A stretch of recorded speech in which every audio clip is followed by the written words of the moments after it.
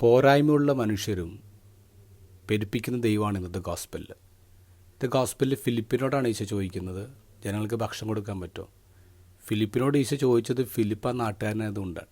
ഫിലിപ്പിന് ആ നാട്ടുകാരെ അറിയാം, അവിടുത്തെ സ്ഥലം അറിയാം. പക്ഷേ ഈശോയ്ക്ക് ഫിലിപ്പിനെ അറിയാം, നാട്ടുകാരെ അറിയാം, ഇനി സംഭവിക്കാൻ പോകുന്ന കാര്യത്തെക്കുറിച്ച് അറിയാം. ഫിലിപ്പ് കൃത്യമായിട്ട് എസ്റ്റിമേറ്റ് ഈശോയ്ക്ക് കൊടുക്കുന്നു. 200 ദനാറിക്കുള്ള അപ്പം പോലും തികയില്ല. 200 ദനാറി എന്ന് പറഞ്ഞത് 8 മാസത്തെ ഒരു പാവപ്പെട്ടവൻ്റെ കൂലിയാണ്. അപ്പോൾ നമ്മുടെ കയ്യിൽ 200 ദനാറ പോലും ഇല്ല. ഇനി ഉണ്ടെങ്കിൽ തന്നെ ഇത്രയും പേർക്ക് അപ്പം വാങ്ങിക്കാനുള്ള സൂപ്പർ മാർക്കറ്റ് സംവിധാനങ്ങൾ ഈ സ്ഥലത്തില്ല. നന്നായിട്ട് ഫിലിപ്പ് കാൽക്കുലേറ്റ് ചെയ്യുന്നുണ്ട്, ബട്ട് ഈ കാൽക്കുലേറ്റഡ് വിത്തൗട്ട് ക്രൈസ്റ്റ്. ഇനി ആൻഡ്രൂസിനെ നോക്കിയേ. ആൻഡ്രൂസ് ഒരു പയ്യൻ്റെ കയ്യിൽ നിന്ന് 5 അപ്പം 2 മീനും കൊണ്ടുവന്ന് കൊടുക്കുന്നുണ്ട്. എന്നിട്ട് പറഞ്ഞു, ഇതുകൊണ്ട് എന്താകാനാ? അവിടെയും പോരായ്മയാണ് ആൻഡ്രൂസ് പറയുന്നത്.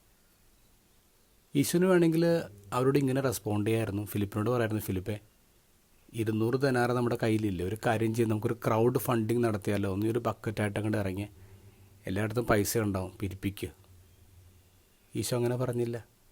ഇനി ആൻഡ്രൂവിനോട് ഇങ്ങനെ പറയാമായിരുന്നു, ആൻഡ്രൂസ് നീ ശരിക്കും നോക്കിയോ, ആ പയ്യൻ്റെ കയ്യിൽ മാത്രം അപ്പം ഉള്ളൂ?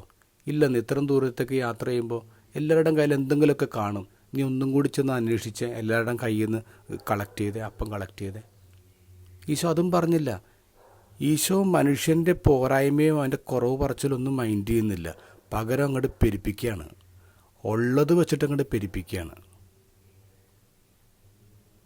നമ്മുടെ ലൈഫിൽ നമ്മൾ എന്തെങ്കിലുമൊക്കെ സംരംഭം തുടങ്ങുമ്പോൾ, അല്ലെങ്കിൽ ഈശോയ്ക്ക് വേണ്ടി എന്തെങ്കിലും ചെയ്യാനൊക്കെ ആഗ്രഹിക്കുമ്പോൾ, എൻ്റെ കയ്യിൽ എന്തുണ്ട്, എൻ്റെ കയ്യിൽ സപ്ലൈ നോക്കിയിട്ട് കാര്യമില്ല.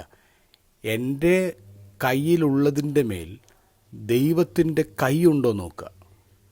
എന്നിട്ട് ധൈര്യമായിട്ട് വിളമ്പുക. 12 കൊട്ടയല്ല, അതിനപ്പുറം ബാക്കി വരും.